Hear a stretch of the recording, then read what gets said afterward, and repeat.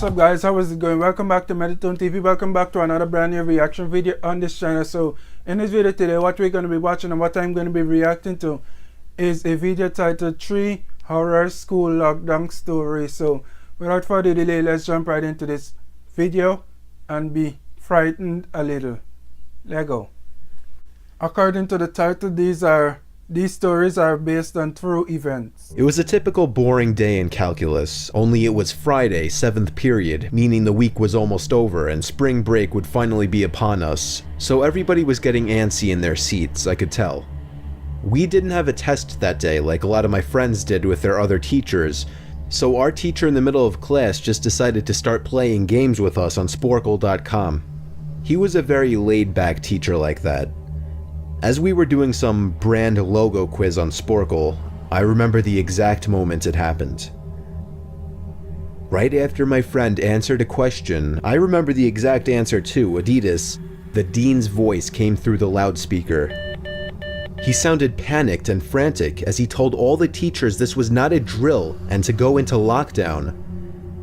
I actually got the chills, and I got goosebumps on my arms as our usually laid-back teacher too seemed panicked as he ran to turn off the lights and ushered us to the back corner of the room. We all sat in silence for about 2 minutes, and then the usual buzzing that came from a panel in the back of the room ceased, indicating that the school must have cut all the power. We all looked at each other, realizing this must be serious. A few more minutes of waiting later, we heard a man screaming at the top of his lungs coming down the hallway. 2 girls in the class actually started crying, which made all of us even more scared.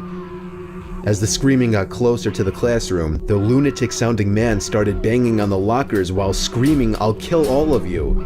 Jeez. It was at that moment that I started to fear for my life. I'm glad I never had to My teacher shushed us as we all looked at each other to see our peers' reactions. Kind of drills, but not the banging real. then moved from the lockers to our classroom door. And that's when one of the crying girls screamed no. The banging on the door only grew worse as the man started screaming, "Open up." 2 of the girls in the class were crying out loud now. It felt like an eternity that man was pounding at the door, but eventually he finally continued down the hallway, screaming like a mentally insane person until we could not hear him anymore. I'd say 10 minutes later, though it felt like half an hour given the situation, the dean came back on the loudspeaker explaining the situation, which was surprising for him to do. He explained that some apparently mentally unstable person entered the building and assaulted the woman sitting at the front desk, causing her to flee the building screaming, and staff wasn't sure if the man was armed or not. Now this was before the school had cameras or could afford proper security, so the school was wide open to something like this happening. The staff had done a sweep of all the hallways and classrooms and couldn't find him, so the dean instructed the teachers to resume teaching but to keep all the doors locked and to not let any students leave for any reasons. The most disturbing part, however, is that one of the janitors working the night shift found the man sleeping in one of the storage closets near the back end of the school, and according to rumors that were spread by my peers, sticking out of his pocket was a .44 Magnum. The janitor must have done something stupid to wake him up, for example, leaving the closet door open, because by the time a police officer could arrive on the scene, the man was gone. My entire class, as far as I know, to this day, has no idea if this man was ever found, but I like to think that right now, he's being given the proper help that he needs. Heart is racing here, guys. Story number 2.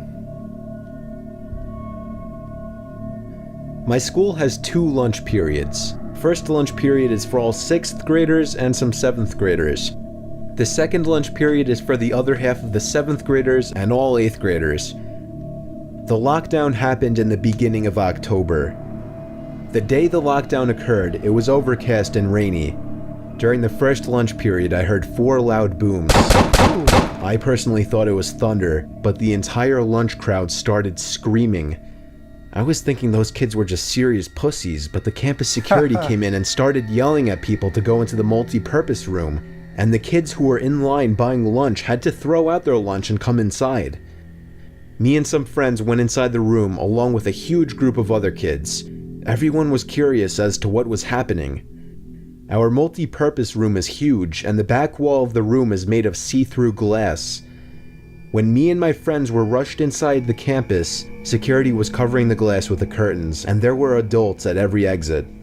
My friend Eric was curious, as well as the rest of us, so he asked one of the adults what was going on. When he came back, he said, "You know how right in front of TMS there's those houses?" I replied, "Yeah." "There's this mentally disabled, crazy man that barricaded himself in front of his house, and he's threatening to commit suicide and kill the cops if he's evicted. He was walking around outside of school watching kids in a weird way," Eric told us. It turned out the man was also a registered sex offender, making matters worse. We were stuck in the multi-purpose room for a whole hour, taking up 2 periods. After the whole thing was settled, we were escorted to our classrooms one by one. I later found out that the man lives next to my friend Brandy, who told me about the previous Halloween when she saw the same man at his window cutting his arm and writing in his own blood, "Don't come here or I'll kill you," on his window. Jeez. Of course, being Halloween, people, including Brandy, assumed it was just for the holiday. But after this horrific incident, we knew this man was mental, and we're glad he never got near us.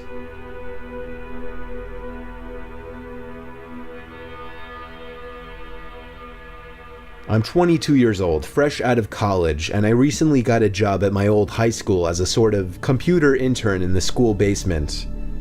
The basement of the school is very messy and disorganized, but there is a small 3-person office that's actually very nice down there. It has 3 nice big desks, 2 mini fridges, a flat screen TV mounted on the wall, and oh so satisfying air conditioning, a luxury the students and teachers cannot enjoy in the school. And of course all the school servers and other computery stuff. I got the job because 3 of my old computer teachers flat out adored me. I could actually consider them as real friends, not just teacher figures, so they all helped tremendously in landing me this job. It's been great, until something that happened a few weeks ago. My 2 co-workers that shared the office with me, Dave and Gary, weren't in the office at the time.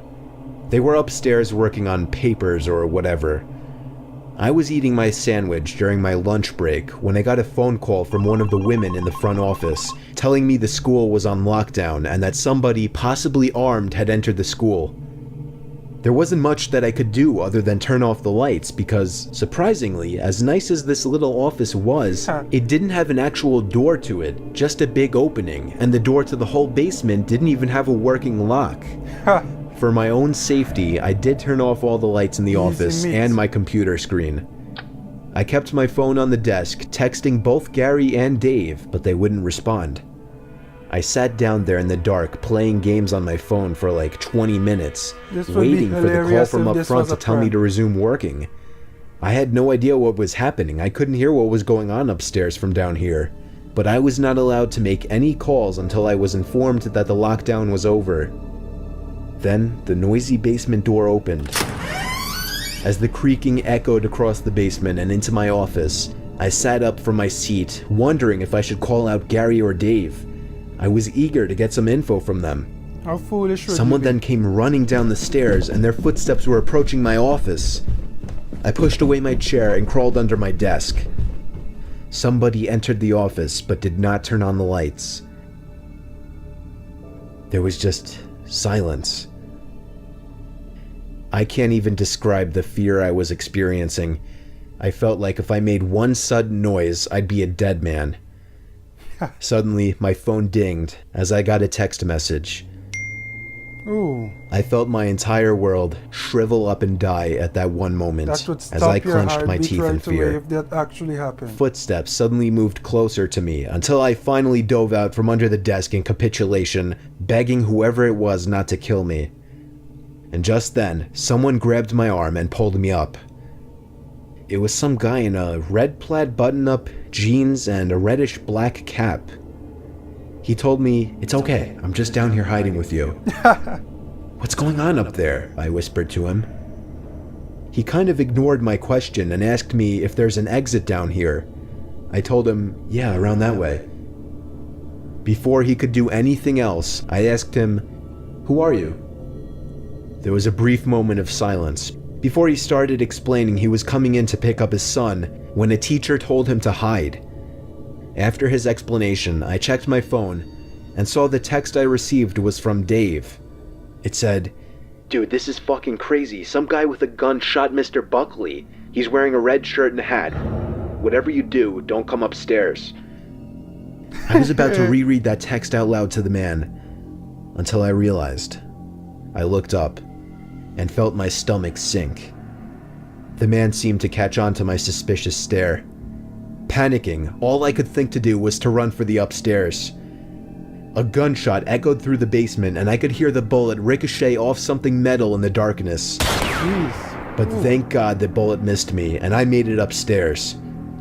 Fortunately, police were waiting at all exits, including the basement exit, and caught the man the second he opened the door.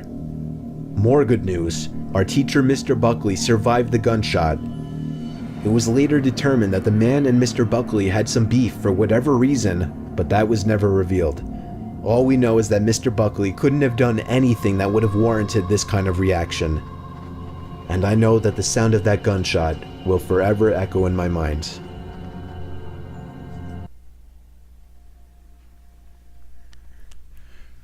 I gotta say it, guys. Holy shit. That last story there was terrible. I don't know what I would have done in that situation. I probably would have tried to tackle the attacker just stupidly. But anyway, guys, let me know what you would have done if that was you caught up in this situation. But for now, peace be with you. Peace be with you all. I see you guys with a brand new video very soon. Thank you for watching.